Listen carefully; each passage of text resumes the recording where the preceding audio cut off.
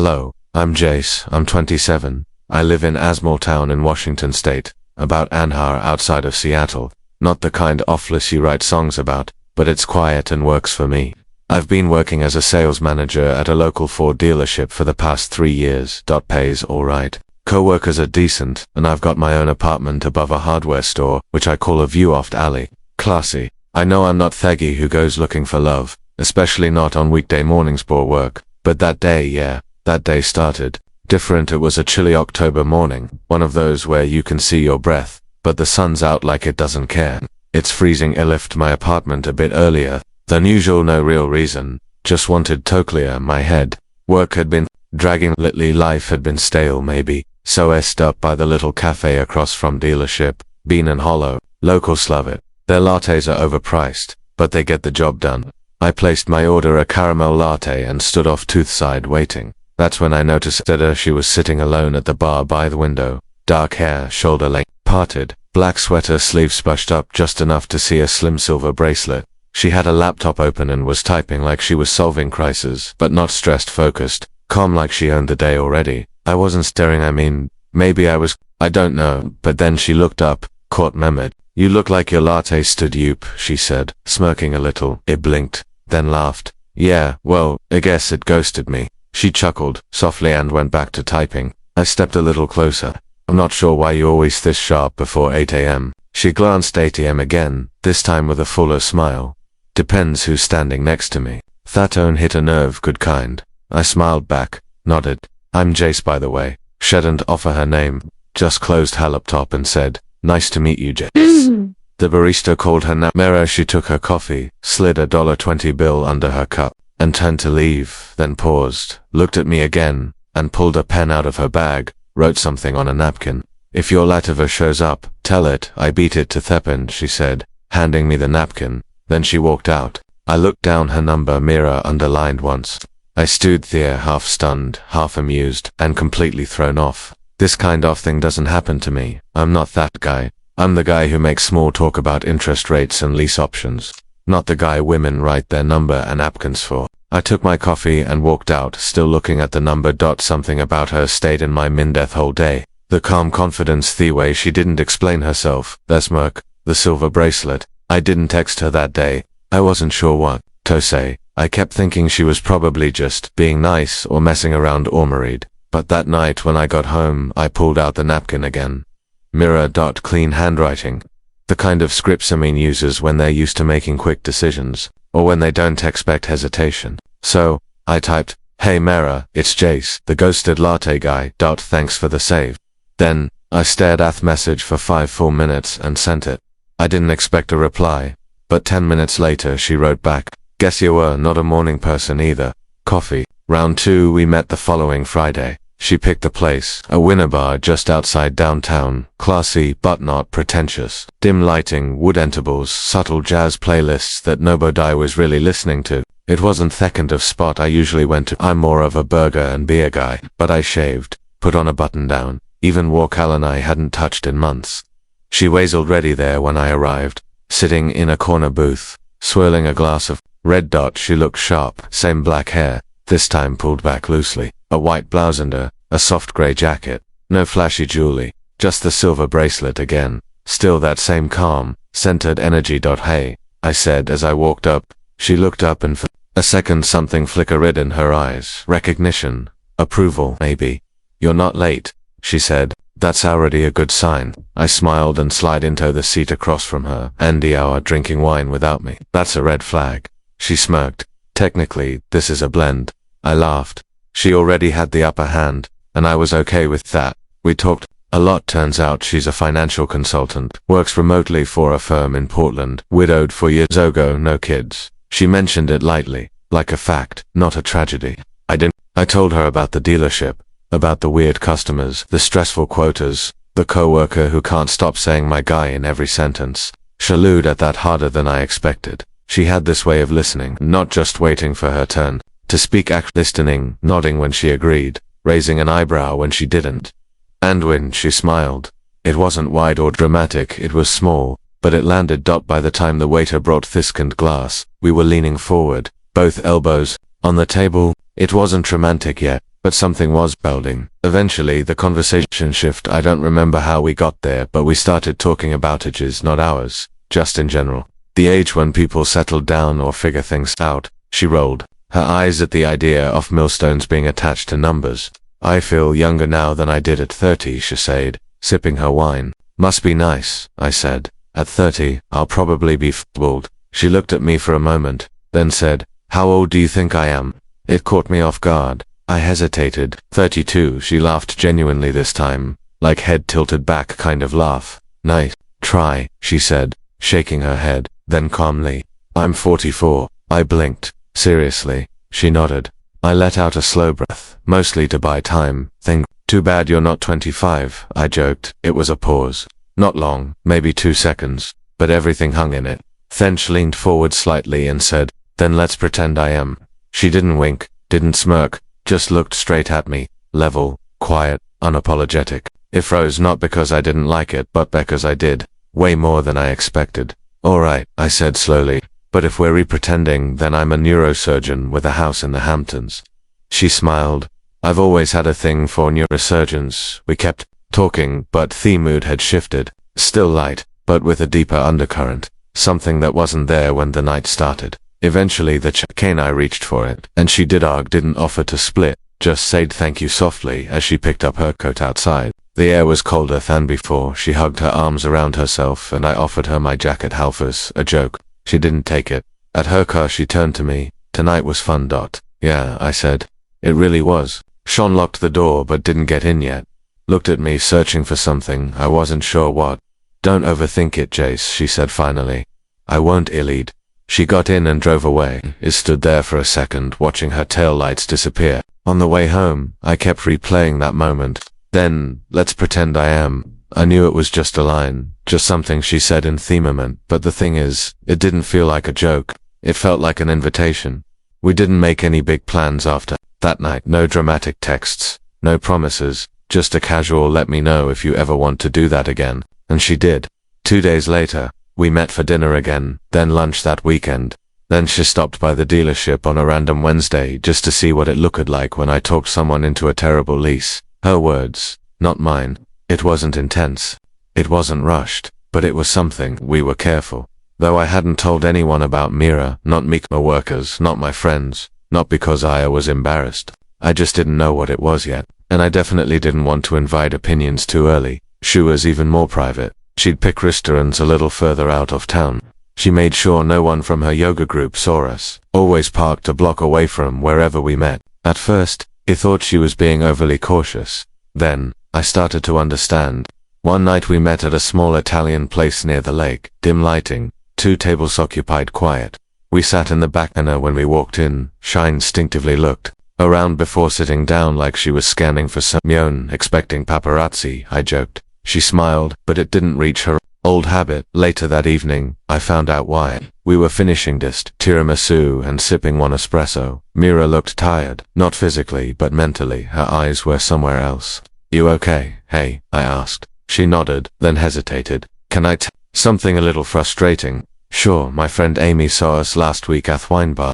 Oh, she waited 2 days to say anything, then called me to ask if I was doing okay. Said I was glowing, which in her tone meant I must be losing me mind. I laughed. She's jealous. Mira shook her head. She's concerned that spiraling, having ammo meant like just because I'm dating Sumion younger, I must be in crisis. You're not, I said firmly. She looked at him. You don't feel weird about it? Abuthus, I didn't answer right away. I don't want to lie. Truth was, I hadn't processed everything yet. We were clearly clicking. I liked being around. She challenged me, but didn't try to fix me. It was calm and exciting at the same time. But yeah, the age gap, it was in the back of my mind. Not when we're talking, not when we were laughing, but afterward. When I got home, when I looked at my phone and wondered what my friends would say if I showed them her picture. With you, Ifanali said. I feel weird about other people feeling weird about you. Mira nodded slowly. That's the part that wears you down. Later that week, I went out for drinks with my friend Cam. He's known me since college. Funny guy, loyal, no filter. Somewhere between Thiscond and third beer, I let it slip. I've been seeing someone, I said. He raised an eyebrow. Oh yeah, what? Knew she noticed my expression before I said a word. Bad day, she asked. No, just a weird one. She stepped aside to let me in. Cam, she guessed. Yeah. She poured me a drink, then sat beside me on the couch. You don't have to explain anything, she said. I've been here before. I turned toward her. I don't want to be the guy who hides you, and I definitely don't want you to feel like a scrat. She placed a hand on my knee. I didn't. But you're allowed to take your time figuring this out. I looked at her, not at the age, not at the lines around her eyes, not at the difference between us, just at her. I'm not figuring out if I like you, I said. I already do. I'm figuring out if I'm brave enough to deal with everyone else. She smiled softly. That's fair. We didn't talk much after just sat close, quiet, comfortable. It wasn't perfect, but it was real. It had been 4 days since we saw each other. No fights, no dramatic fallout, just space. She hadn't texted. I hadn't either. Maybe we were both testing something ourselves, each other, or just how long we could hold out before breaking the silence. I kept checking my phone like it owed me answers. Then I said, screw it. It was Saturday evening. The sun was already setting when I pulled up in front of her house. She lived in neat lawns, wine carriages, wine chimes, the kind of place where neighbors wave, even if they don't now. Her porch light was on. I stood there for a few seconds, hand halfway to the door, heart in my throat. Then I knocked, pause. Then the door creaked open, and there she was. Mirror, no makeup, hair messy like she hadn't bothered with it all day. Oversized sweat, leggings, barefoot. She looked tired. Not the kind you fix with an app, but the kind that sits in your chest for days. Hey, I said. She didn't smile. Not right away. Just opened the door wider and stepped aside. I walked in. Her living room smelled like vanilla and something faintly floral. A candle burned on the coffee table. A half-finished glass of wine sat beside it. Her laptop was open but asleep. She didn't speak for a while.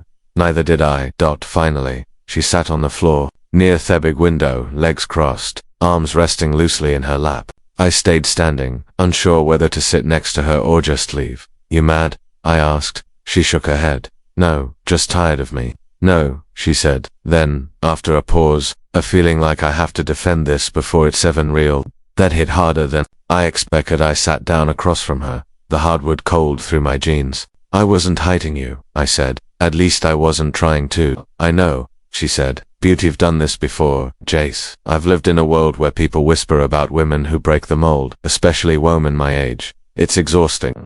I don't want to be your experiment. You're not. I want to believe that, she said, staring out the window. I leaned forward. You know what I'm tired of? She looked at me. I'm tired of making decisions based on what people might. I'm tired of second-guessing something that feels good because of an imaginary committee of strangers. Her lips parted like she wanted to interrupt, but she didn't. I'm not afraid of your age, Mara, I said. I'm afraid of screwing this up because I let other people shape how I feel. She breathed in slowly, exhaled. I don't care what Kim thinks, or your friend Amia, the barista who sees us twice a weekend, probably wonders if I'm your son. That made her crack a smile, a smilin', but it was there. I didn't expect to like you this much, I said. And now, I do, and it's messy, and I don't have a playbook for this. Mara tucked a strand of hair behind her ear. You think I do? I shrugged. You fake it better. She smiled again, then looked down. No, what scares me? What? That you'll wake up one day and think this was just a phase, that you'll want someone who can give you kids or meet your parents without explaining why I graduated high school while you were still in diapers. I reached for her hand. Then let's not about kids or timelines or what we were doing in 1999. I said, let's just think about this. This right now. You, me, this room, the candle that's making me kind of hungry for cookies. Everything else can wait. She laughed, soft but real. You're an idiot. Certified. We sat like that for a while, cross-legged, holding hands, saying nothing important, but meaning everything. Later, she rested her head on my shoulder. I smelled her shampoo, that familiar scent I hadn't realized I missed until just now. You sure? She asked quietly. No, I said, but I want to find out. She nodded against me. I'm too old to fall for babies, she whispered. I looked down at her. Then let's be a definitely. It wasn't the kind of night that ends with a kiss and fireworks. It was quieter than that, gentler, like something was settling into place. We didn't label anything. We didn't talk about the future. We just sat there on the floor, holding on, not because we heard to, but because we wanted to. It had been 3 months since that night on the floor. 3 months of quiet mornings, late night calls, spontaneous lunches, and a kind of calm I needed. 3 months of nothing, of letting it all be real. Mira and I had found a rhythm, nothing dramatic, no sudden moves. We weren't planning weddings. We weren't making lists of baby names. We were just showing up for each other. And for us, that was enough. But this was through it and everything would be tested, at least in my mind. Cam was getting married, backyard ceremony. Nothing fancy, but everyone from college was coming, the kind of crowd that remembered me when I still wore cargo shorts and thought frozen pizza was a personality. Mira hadn't said much about the invitation. She just asked, "Do you want me there?" And I did. God, I did. But that voice in my head, Theon that used to whisper, "What will people think?" It hadn't completely disappeared. It had just gotten quieter. The day of the wedding, we were getting ready at her place. She stood in front of the mirror, adjusting a silver necklace, black dress, simple Butylogan hair, down in soft waves. I was behind her, half tying a crooked tie. Shetland caught me looking. Second thought, she asked softly, "Only a Boothus tie," I said, giving her a smile. "You," she paused. "Not about us." I nodded then carefully, "But about the looks." The whispers. Mira stepped toward me and fixed the knot of my tie without a word. Her fingers were gentle, practiced. "I could take a look," she said. A whisper went break me. We drove to the wedding in near silence, but it wasn't awkward, just still. When we arrived, Cam's mum was the first to greet us. Then some old classmates. Everyone smiled politely. No one said anything weird, but you could feel it, the math being done in their heads. You could see the questions in their eyes. Mira handled it like a pro. She asked about people's jobs, complimented the decor, laughed at their moments. She never clung to me, but she never pulled away either. She was just there, present, real. Halfway through the night, I caught Cam watching us from across the yard. He raised his drink and gave me a small nod. Not approval, not judgment, just acknowledgement. That meant something. Later, when the dancing started, Mira stayed seated. She watched the crowd with a distant smile. Fingers rapid errand a glass of water. I came over, sat beside her. "You okay?" She nodded. "You, I think so." We were quiet for a bit. Then she turned to me. "You don't have to explain us to anyone," she said. "Not tonight, not ever." I looked at her, really looked at her. She had linens around her eyes that I hadn't noticed 3 months ago. Not because they weren't there, but because I hadn't been paying attention. Now, I saw them, and I loved them. Every little detail that made her her. I took her hand. "I'm not explaining anything. I'm just living it." Her eyes softened. "Q sure." I smiled. "I am now." She squeezed my hand. On the drive home we didn't talk much. Her head rested against the window, eyes half closed. She looked peaceful. The road stretched out ahead, empty and quiet. When we got back to her house, she kicked off her shoe sand, dropped her purse by the door. I followed her inside, feeling like the night had settled something in both of us. I stood in her kitchen watching her pour a glass of water. Something a beautied. The simplicity felt heavier than usual. "You ever think a beauty what this is?" I asked. She turned. "What you mean this us?" "I don't think Eva asked you." She leaned against the counter. "No, you didn't." And she took a breath. "I think it's something I didn't expect. Something I didn't think I needed. But now I can't imagine no throwing it." I nodded slowly. "Same." She came closer, stood in front of me, looked up. "Do you want to label it now?" "No," I said. "But I want to keep it." She smiled. "Then just stay." And I did. That night I didn't go home. I stayed. And the next night, and the one after that. A few weeks later I moved in. Not because it was convenient, not because I needed to prove anything, but because waking up next to her felt more like home than any apartment I'd ever paid rent for. We didn't tell everyone, but we didn't hide it either. We went to restaurants in town, we sat together, at the park.